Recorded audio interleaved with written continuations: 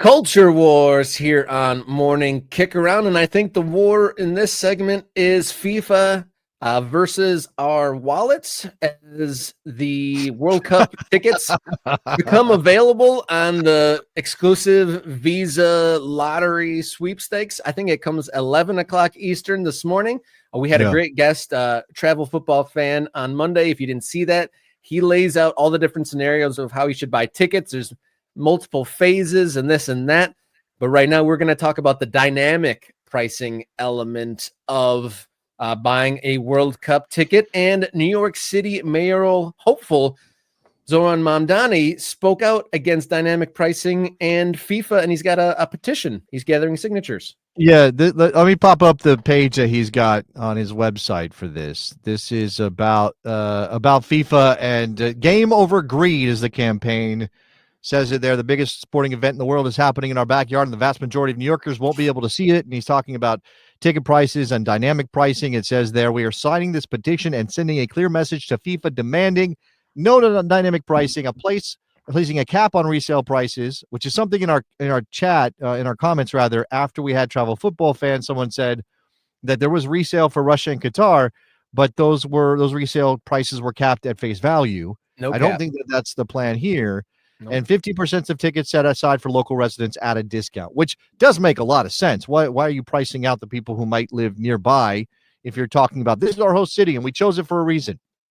And let's just also be clear, because I don't think we've talked about Mamdani on our show. Neither of us are New Yorkers, but he's obviously becoming a national figure because of the race for mayor in New York and some of the things that are happening politically. And he is a soccer fan. Like, there's no doubt that the man is a soccer fan. In fact, I think he's been identified as an Arsenal fan. Much to many people's chagrin. Producer Jenny is thrilled by this.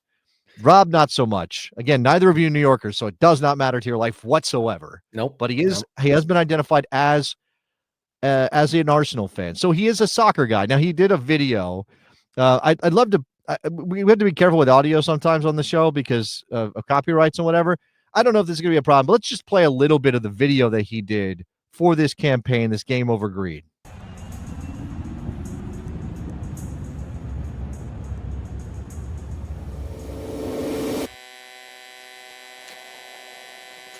The World Cup's coming to New York next year, and as a lifelong soccer fan, I couldn't be more excited.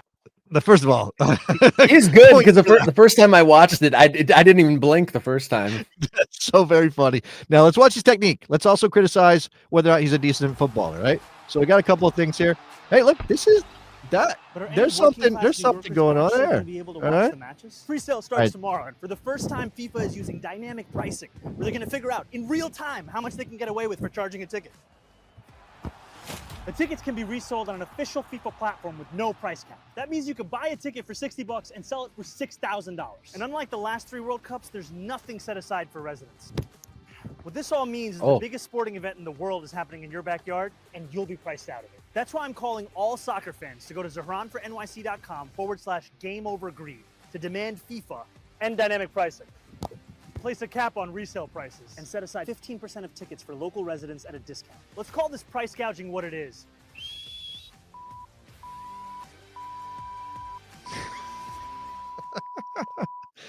So there's a lot of good stuff in there. I enjoyed his, in less serious note, his chest touch was spot on.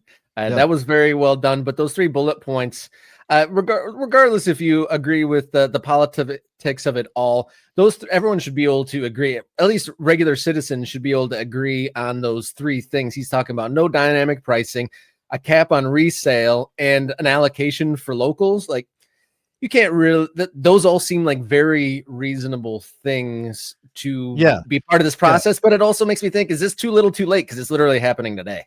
No, of course. Maybe this is something he threw together at the last minute because he suddenly became aware of it, or maybe who knows exactly what's going on. And clearly, there's some political value to this for Zohran Mamdani because he's running for mayor in a city chock full of football fans and chock full of people from all over the world whose cultures very much care about this and who are very excited to see the World Cup come to the United States. When we talked to Travel Football Fan on Monday, Rob, it was one of the things, like, people are coming from everywhere, but also people live here already who want to go follow all of the teams that are going to be here for the World Cup. And certainly Mamdani knows that there are voters in New York who might vote for him if he's saying, stop FIFA, this greed is terrible. Now, I've also seen a cynical response to this. Of course. You can't do anything. What are you talking about, Mamdani? Shut up already. You can't go up against FIFA. They're the most corrupt organization in the world. Gianni Infantino is the devil, all those things. And it's like, do you not want him to try? Do you know anybody with any actual power? And he doesn't have power yet, but he's certainly a powerful voice because of the election and where he sits in polling. You don't want them to say something? You'd rather them just shut up and let FIFA and Gianni Infantino run roughshod over American soccer fans? Because we can't do anything anyway. Like, I hate that mentality of let's just throw up our hands. It's over. Might as well get gouged.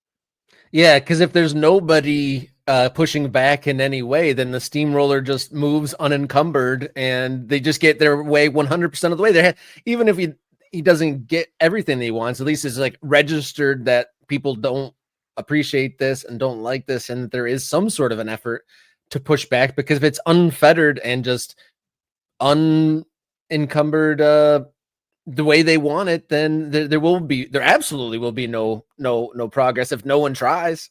Yeah, I mean, look, you have to shame these people. Now, maybe they're unshameable, right? You have to try to shame them. Yes, it certainly looks like Gianni Infantino has that lizard skin. That means everything just bounces. He does not care at all. If you call him craven, if you call him, a brown noser, if you say that he is just bought and paid for, he does not care. Sure. But there are people who don't want this to be the case, who would rather not see FIFA come to this country or go to any country for that matter and just gouge people for money. Now, it's been said in the chat, and it's true, when nobody can afford them, ticket prices will drop like the World Cup. And certainly there are people who are maybe a little bit more savvy about this situation and understand what's going on here who will say, well, I'll just wait. I'll just wait to the last minute. It's like buying a ticket off a scalper when the game's already started. His prices have dropped dramatically because the game's already underway. So you stand outside and you wait for him to cut his prices in half, and you go, okay, now I'll buy a ticket to go see this game.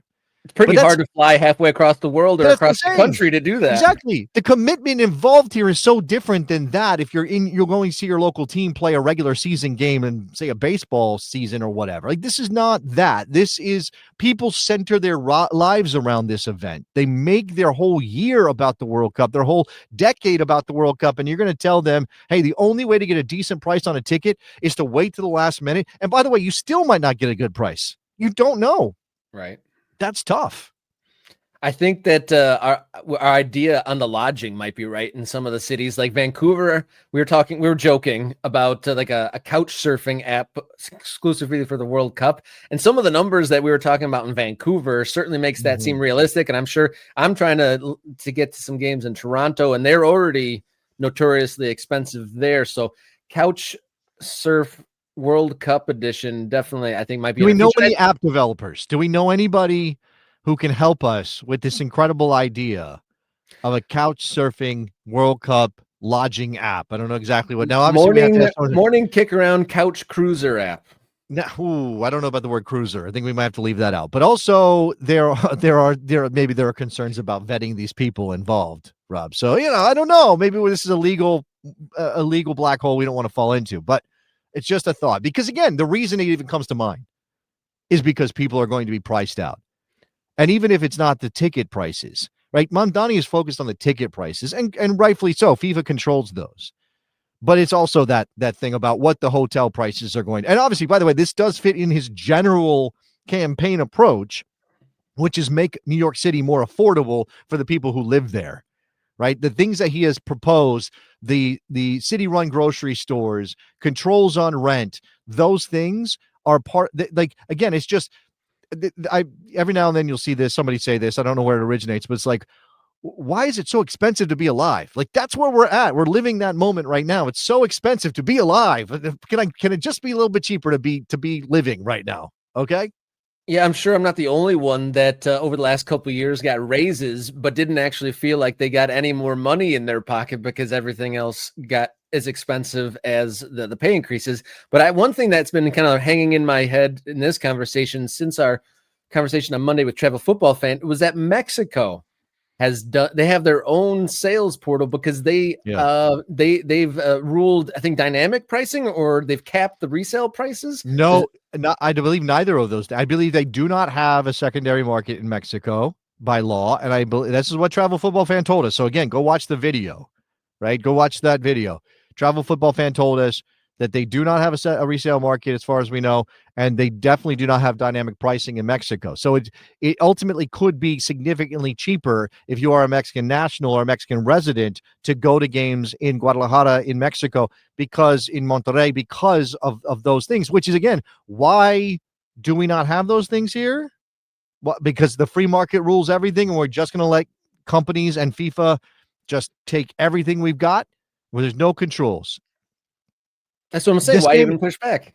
Yeah, and you know, again, like, this is supposed to be a game for the people. And I know that like, you can sound naive when you say that out loud in the world we live in right now. But why would we not stop pushing for that? Like, why would we not stop trying to make this game? And I actually think that this is why I started my broadcasting career writing about MLS, talking about American soccer. Obviously, the U.S. men's national team was a major part of that, but I was very much into MLS, and I still like MLS. I still pay attention. I'll still watch games. I'm still there to see who wins the league. But I think my attention is starting to shift a little bit. My interest, the thing about my soccer soul that I'm finding is that I'm more attracted to what's happening, even if it's still also corporate, even if it still is also run by money, even if it still is also controlled by a certain subset of people. But I'm more attracted to what's happening in Boise, or what's happening in some of these smaller towns, not even small towns necessarily, but just at different levels, because it does feel like, you know, the game has lost itself in this quest to be as profitable as possible. The people aspect might be what you're looking for here, because when we're talking to people like Portland Hearts of Pine, that's literally a team representative going into a bar or a art place or a local establishment and having face-to-face interactions and conversations, and they know each other. It's not, you know, Portland Hearts of Pine brought to you by Visa Beer Exchange or something like that. Visa Beer Exchange. You know, it's funny though, timing wise, really, really terrible. My wife and I just took a look at the family finances, and we're looking at like what credit card we use for our expenses. And she was like, "Oh, we have a travel card, but we don't really travel as much as we used to. Maybe we should get some other card." I'm like, "Okay, great." She says, "Let's get a cash back card." I'm like, "Okay, fine. What's the best one?" She goes, "Amex." So we went from Visa to Amex. So now I'm out on the pre-sale. Like, and again, like, it's whatever. I mean, that's one of the smaller crimes committed here by FIFA, but it's still a crime. Like, you still have to think about this as limiting the people who can get involved in trying to buy tickets right now based on what? Your corporate loyalty? Like, and again, pushing people, Visa saying, well, if you're not a Visa card holder, you can't get pre-sale. You can't get into the pre-sale for World Cup tickets. You better sign up for a Visa card. So now I'm adding a second line of credit or a third line of credit or whatever it is. If I'm not a person who can handle my finances or doesn't have, like, this is just, ugh. And it's not like a fun thing. It's like, I mean, how long have we known about the World Cup coming to the United States? It's been close to a decade, right? And I have been thinking about, you know, when can I get my hands on World Cup tickets for a very, very long time. And it's almost like the kid at Christmas experience is being removed because of all the corporate and phases and capitalism of this. It's not like no one's going to have a lifelong memory of entering their name into the Visa ticket lottery pool. That's not like a flashbulb memory that you're going to hold on to. It's not like, I used to roll my eyes at people that would wait outside for concert tickets or the, you know, whatever new item that's available at the stores, but that creates a memory for those people. Like, what if we were outside broadcasting live from the ticket counter right now at our favorite World Cup host station? That might be a little bit more exciting. That might create more memories, the bonds to the game and to the event. Sure. I mean, I don't know that I'm going to romanticize it that much, but yeah, I see your point. I remember standing in lines for concert tickets and having to be there 10, 12 hours early to do that. Like, that is sort of a tradition, I guess. But, you know, I guess more than that, and whatever people want to do to get their tickets, as long as, again, there's a sense that there's a balance between what the event needs to bring in to sort of justify itself or to fund certain parts of the operation or whatever. Like, why is FIFA engaged in making money? Why? Now, so maybe it's like, oh, well, we take our money and we give it to all these federations around the world to grow the game. Sure, but that doesn't mean you are justified in trying to squeeze everything out of, regardless of what country. Oh, the United States is the richest country in the world. They can handle it. No, but there are so many people who are fans of your sport who maybe spend too much money on your game, who are already overcommitted to your game, and now you're saying, well, you can't go to the World Cup unless you pay $3,000 for a ticket. Yeah, Like, is any what? travel soccer family going to have any more in the pocket in 2026 to do this?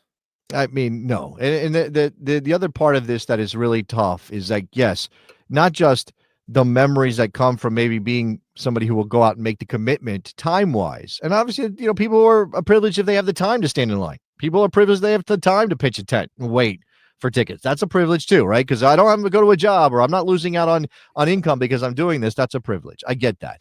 But I also think like the thing, you can't over romanticize it, but the thing that is so important to us as soccer fans in this particular country is that this becomes the seminal event for the next generation or another generation, or boosting that interest. And maybe you can get that from watching on television, but it's not the same. And certainly it becomes that thing like, I got to go to, like as you said, holding on to that memory for your entire life. And if you are a soccer parent in this country, and you're already, in order for your kid to play soccer, Rob, you're already dropping $10,000, $15,000 a year for them to play soccer. For the highest levels, yeah. Yeah, obviously not everybody pays that, but if you are paying a lot of money, thousands of dollars for your kid to play soccer, and then the World Cup comes and your kid's like, I have to go to the World Cup. Let's go to a game. I want to go to a game. And the dad or the mom is going to look at their kid and go, it cost $4,000 for a family of four to go to this game. We can't afford that. We are already paying for you to play. Like, what are we doing here? Yeah, getting priced out of the game, no doubt. And really the takeaway from our conversation with Travel Football Fan, this is setting up to be the most expensive World Cup of all time. Yeah, again, we are not a New York media outlet. Neither of us are from New York. Neither is producer Jenny, but Zohran Mamdani has an open invitation to come talk about this campaign right here on Morning Kicker. I would love to talk to him about this.